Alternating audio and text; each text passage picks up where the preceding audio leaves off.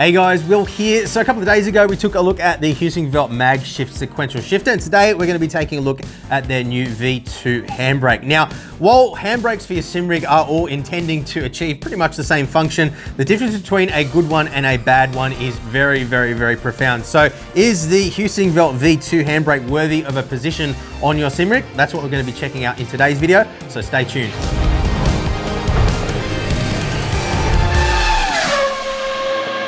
Okay, so as always, just to start out with, firstly, a big thank you to Heusinkveld for sending across both their handbrake and their shifter for us to check out. Now, we will be talking about a couple of other products throughout today's video as well, so it's important that you guys are aware that all the products we'll be referencing were all sent to us under the exact same conditions. Now, if you do decide you want to pick up this handbrake or any other sim racing gear for that matter, check out the links down in the description below. Those are a great way of saving yourselves a little bit of money and helping us out in the process at no additional cost, which is always very much appreciated. It's what keeps us going here. So thank you very much for your support there. But as is always the case here, everything we're going to be covering in today's video is purely just my own observations and my own opinions of these products, and no other third party has had any input into what we'll be saying today in any way, shape or form. So with that said, let's dive in now. Firstly, with the price, this guy comes in at €280.17. Now, obviously, depending on where you are in the world will determine what kind of taxes, import duties and so forth you might be up against. There are a whole bunch of resellers around the world as well for these products. So make sure you do your shopping around. Check out the links down in the description below, as mentioned before as well,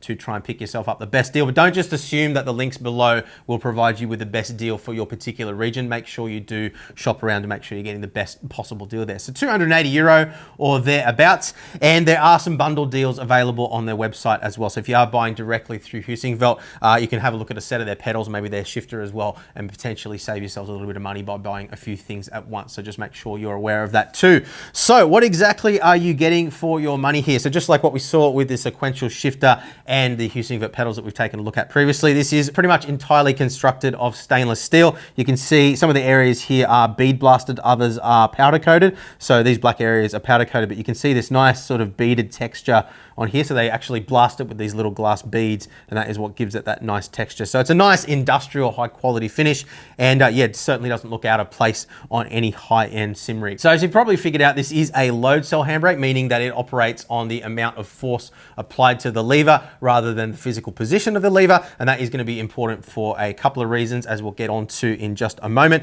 Now, it's using a 120 kilogram load cell, which is this little guy under here, and that gives you a force at the lever of around about 22 kilograms, depending on how you adjust it. And there are included a few different elastomers and shims and so forth, which you can use to fine tune it to your preference. Again, we'll obviously cover that as we get through today's video as well. And as you might also notice, if you've got a keen eye, they are using a two-stage spring and elastomer system here. Now, again, you can swap that out for another configuration if you want, but that gives us an initial phase when we pull the lever and compress the spring, and then a second phase as we actually start to get into the elastomer. So depending on how you configure it, that can simulate the pad to disc uptake. So as you initially pull the lever, as the pad sort of makes its way up to the rotor, so there's not all that much resistance there. And then when you actually start to get into it, you'll actually start to feel that resistance. What that means, again, depending on how you configure this, is that you are able to achieve a clearly defined threshold point, which we often talk to in relation to brake pedals on a sim and why that's so important. So that allows us to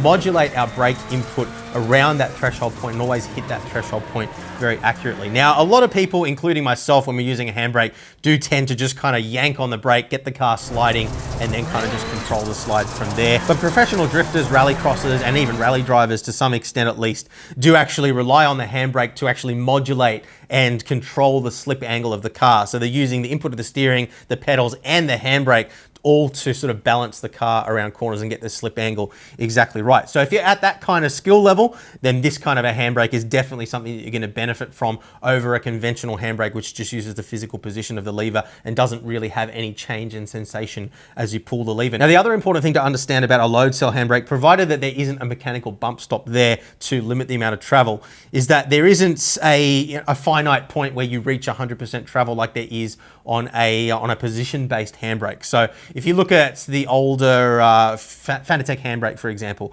the one before the one that we just reviewed a couple of weeks ago, if you pull that to 100%, 100% is always 100% and it doesn't go any further than that. Something like this, depending on how strong you are and how you configure the elastomer and spring stack, will determine how far you can pull the lever. But adding more force to the lever, even if it feels like it's not pulling any further, will actually result in additional reading or additional measurement inside the game. So that's how you're able to modulate around that maximum threshold point rather than just reaching 100% and then that being the hard limit kind of thing, if that makes sense. So we'll talk about that some more when we get into the driving experience a little bit later on, but just want you to understand the fundamental difference between a load cell configuration and a position-based configuration, whether that be using a potentiometer or a Hall effect sensor.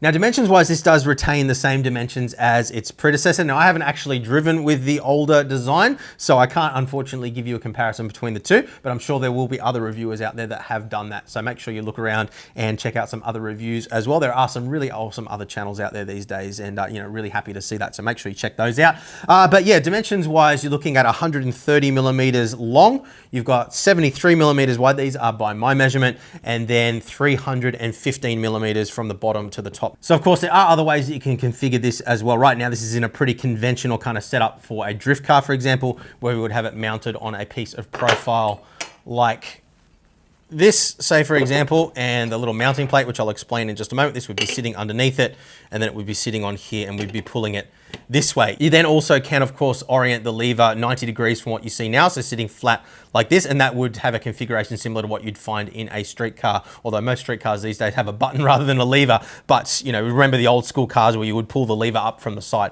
Basically, it works exactly the same as that. And we do have a range of adjustment for the lever as well, which we'll get into in just a minute. But firstly, I wanted to talk about this mounting bracket. Now you can see it is nice and chunky, 6 millimeters thick. There's absolutely no issues with flex or anything like that on their setup at all. Obviously, that will depend on the rig that you're mounting it to. Being a load cell handbrake, you are going to be putting quite a bit of force into it, up to 22 kilograms of force to be exact, as you heard before. But yeah, as far as their actual design is concerned, absolutely no flex or slop or anything like that to speak of. So this is the mounting bracket. You can see it's got 4 holes which bolt onto the bottom of the handbrake like so. And then you've got these holes on either side here. Now this allows for up to 22 degrees of yaw. So you can imagine if you've got it mounted on a piece of profile or any piece of metal that has 2 inline holes, you can then rotate it up to 22 degrees in increments as you see here. And that's going to allow us to offset the position of the handbrake so we can tilt it slightly towards us if we wish to do so. I always find that if you've got the handbrake facing straight forward and back, you kind of have to get your elbow out and pull it like that, and it just feels very awkward. You kind of want to be pulling it towards you, just like what we talked about with the mag shift. Now, another thing just to mention there as well is when you've got it in a flat orientation like this, the USB port will actually be facing towards you, which seemed a little bit odd at first.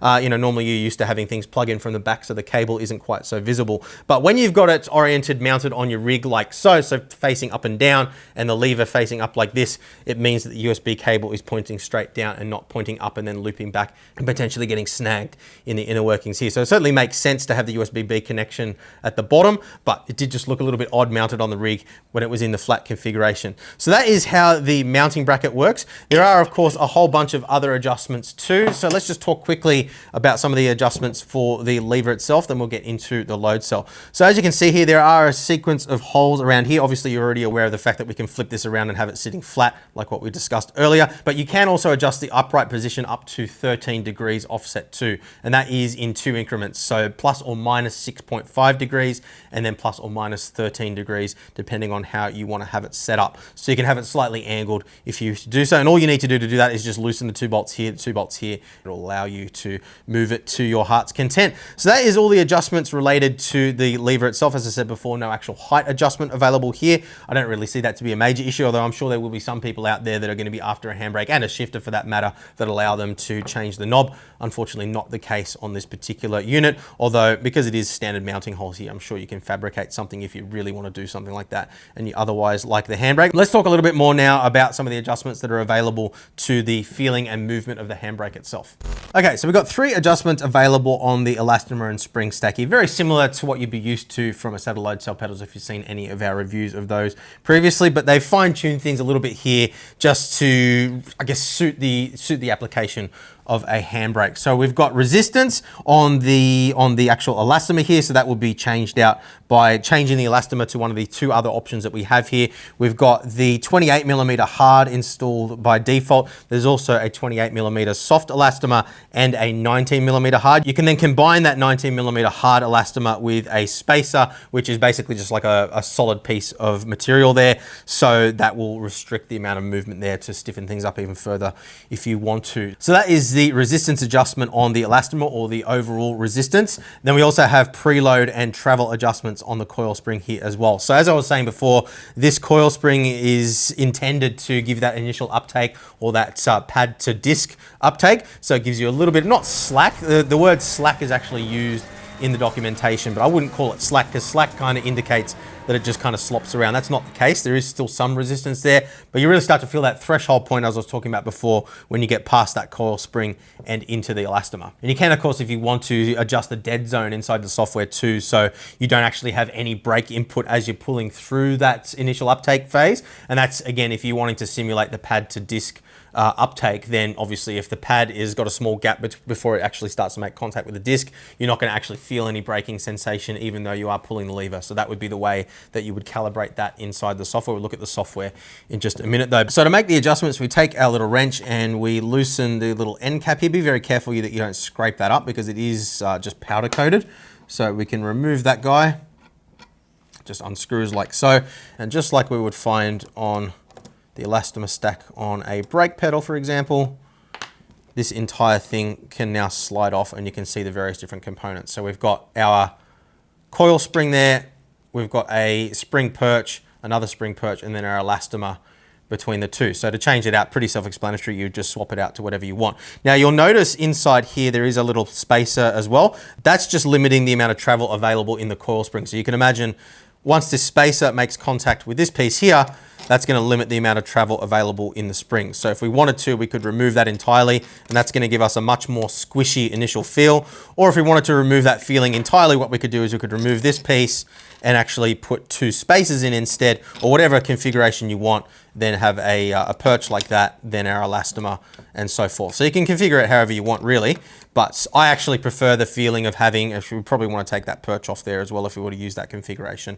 But yeah, I actually prefer the feeling of having the spring in there as well, just because, again, it gives us that more clearly defined threshold point that we can modulate around. And I just find that to be much more beneficial, at least at my skill level. Yeah, you let me know in the comments what you guys think about that as well, what kind of configuration you guys use if you have a load cell handbrake. But yeah, we'll pop this guy back on. And then you also have options, of course, for the elastomers as well, as we discussed. And again, I'll pop that chart up on the screen for you, but you can choose whether you want to have a softer elastomer in there, the hard, which is the default, or a 19mm hard, and then a couple of spacers as well. So we could do something like that, for example, wind this guy on, then put our end cap on, obviously adjust the amount of preload that we have here.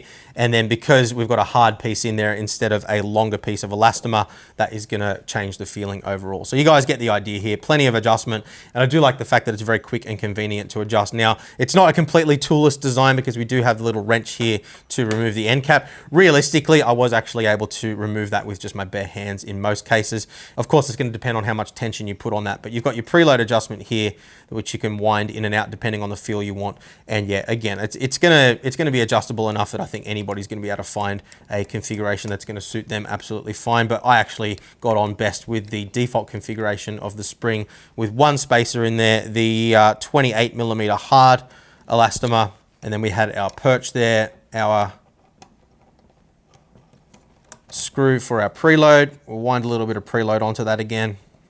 Not too much, just a little bit.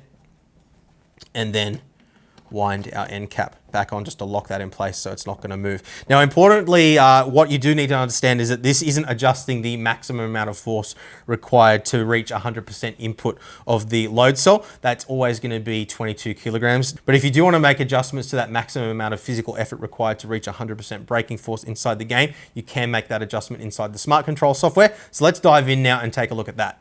So quick overview of the Heusinkveld Smart Control software. Now, just like what we see from a lot of top tier manufacturers these days, they all have their own software, which basically integrates all of their products into the one software package. So you're not having to run multiple packages for multiple pieces of hardware. So just like that with Heusinkveld, if you run a set of their pedals, their handbrake and their shifter, everything is going to show up in the same piece of software. And as they expand their ecosystem, all those peripherals should hopefully all integrate through this same software as well. So that just keeps things nice and tidy and clean. You can see we do actually have a tab up here for the mag shifter that we were reviewing earlier, but because that's disconnected, it's showing up as red. We've got a tab here for profile management. So if you want to save, import and share profiles with your mates, you can do that of course as well. And just a quick reference here under about as well. So you can click across to their Instagram, their Facebook, their YouTube or their X. And one thing I will mention is that their documentation, their support is absolutely fantastic. I didn't really say much about it in my review of the shifter simply because, you know, it is pretty simple, but a product like this has a lot of nuances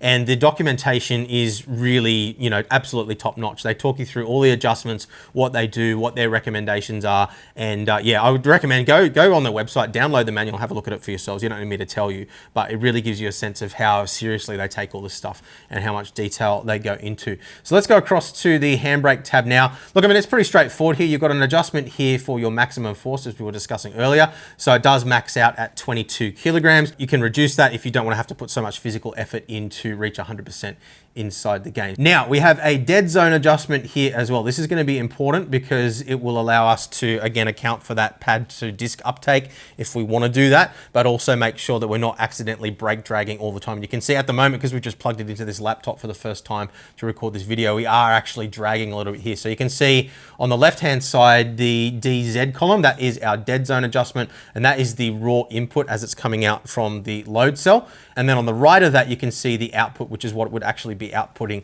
to the game. And at the moment you can see we've got 2% of brake input even though I'm not touching the lever. And what we can do is we can increase our dead zone, and now you can see that threshold of where it starts to output to the game is sitting level with where this sits in its neutral position. So that is what the dead zone adjustment does. And obviously you're going to be wanting to make sure that you probably what I would recommend is go one click above, just so you've got a little bit of leeway there. You just don't want to accidentally be brake dragging inside the game without realizing that you're doing so. So then we have our adjustments for non-linear output curves. Now this is where, look, I'm not really an expert when it comes to what's going to be best for handbrakes because I just don't do a lot of this style of driving, but we do have presets here for a bunch of different types of driving, Sense 1, Sense 2 and so forth. And in their documentation, they actually recommend a couple of different things. So you could go with a curve that kind of sweeps up like that for on low grip surfaces, they recommend. For high grip surface, they recommend doing the opposite. So a curve that goes that way.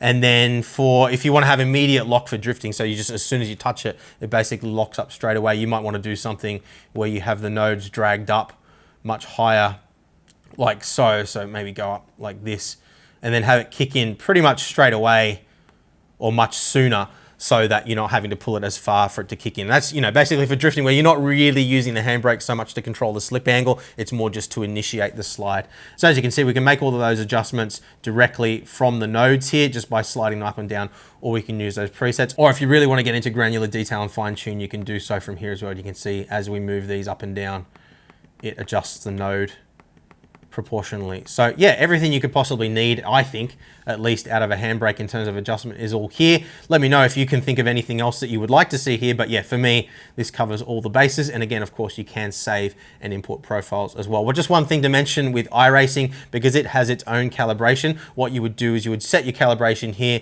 hit save, that's going to save it to the handbrake. And then when you calibrate inside iRacing, you're just going to want to make sure that you pull the handbrake all the way to get to that 4096 input. That's just going to make sure that iRacing is calibrated to use 100% of the calibration that you have set inside Smart Control. And then from there, you shouldn't need to touch it again unless the game resets for some reason. And that is a quick overview of Smart Control. Let's now get into the driving experience. So, driving experience with the Heusinkveld Handbrake V2. Look, I really love this handbrake. I think in terms of feeling and control, it's probably the best one that I've tested to date. Look, there's not a whole lot of difference in them. And look, any load cell handbrake you're likely going to be satisfied with, but I really like the choice of materials here. Very solid construction, absolutely no flex whatsoever. The only complaint that I have is the same complaint that I had with the sequential shifter that we looked at a couple of days ago, if you saw that review. Just when you grab the handle, I find that I tend to grab with the palm of my hand like this, and everybody's going to be a little bit different here, so you may not have an issue with this at all, but I find that when I pull on it, it pinches the skin just here on my hand, and over time I actually got quite sore to the point where I actually started to develop a blister here after a couple of hours of driving with this thing. Now look, I don't do a lot of driving with a handbrake. You know, I haven't developed calluses or anything. I've basically just got girl hands, let's be honest. But yeah, look, it may or may not be an issue for you, but it is something that I want to point out because it is something that I did experience.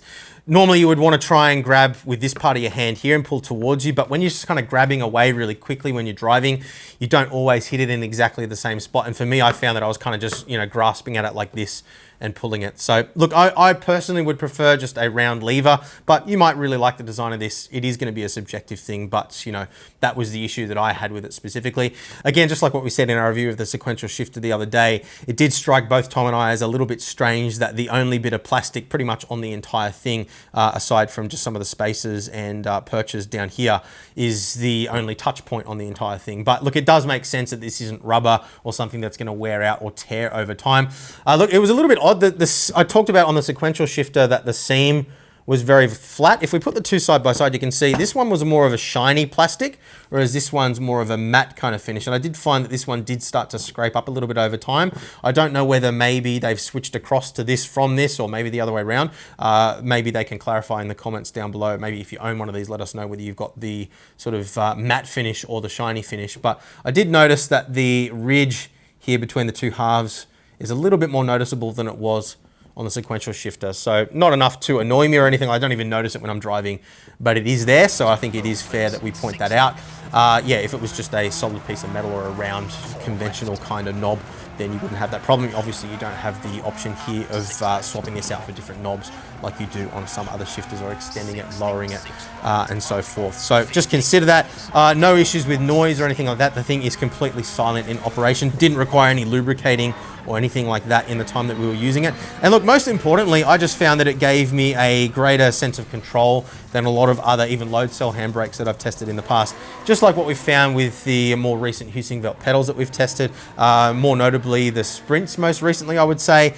The level of control that you get from those elastomers, and you remember the Heusinkveld Sprint pedal review video that we did a couple of years ago now is actually the longest review video we've ever done here on the channel, simply because there's so much fine tuning that you can do and so much that you can achieve just through making those adjustments. So look, if you just want to have a lever that you can pull on as hard as you can and initiate a slide, you can achieve that. You can take out the initial uptake spring and just have the thing be, you know, solid as a rock basically. You can have it relatively soft as well, or if you want to have finite control like what I started to enjoy with this one, you can have the combination of the two, and that will give you that uptake and give you that clearly defined threshold point, just like a brake pedal, really, a load cell brake pedal. And look guys, I'm not the most experienced when it comes to the styles of driving that require a handbrake. I'm not an experienced drifter or rally driver or rallycross or anything like that, but I did find that over the time of testing this handbrake, I did start to develop that skill, and I was starting to find myself able to actually control the slip angle of the car via the handbrake, along with all those other inputs, which is something that I haven't really been able to achieve with other ones. Now, I'm not saying that you can't with other handbrakes, but definitely when it comes to the amount of fine tuning that's available here, how well refined this product is as well, it's certainly right up there with the best ones that we've tested, at least here in Boosted Media, and that includes hydraulic handbrakes as well. I feel like this gives me everything that I could possibly need in a handbrake, and I can't really see any reason why I would want to go hydraulic over something like this. I honestly feel like if you're going to buy this handbrake, you're probably never going to feel the need to upgrade it again unless some new technology would have come out, haptic feedback or something like some sort of active handbrake might be cool as well, although, you know, that doesn't really, it's not really something that you experience in a real car. But anyway, we'll see where the technology goes over time, but this definitely ticks all the boxes for now. The only complaint I had, as I said before, is just that I would prefer a round grip on here, but that is subjective. And again, let me know in the comments down below what your experience has been like. Have you had problems with blisters on your hand, or am I just being a bit of a sissy? Let me know in the comments. But yeah guys, that is my review of the Heusinkveld V2 handbrake. Really good product. And again, look, from Heusinkveld we've come to expect really well refined products that are obviously designed by people that sim race and know what it is that sim racers need. And yeah, it just really comes across as something that they've refined over time, rather than something that they've just gone, oh yeah, we can make a handbrake too, and just thrown something out onto the market. This is certainly not that product.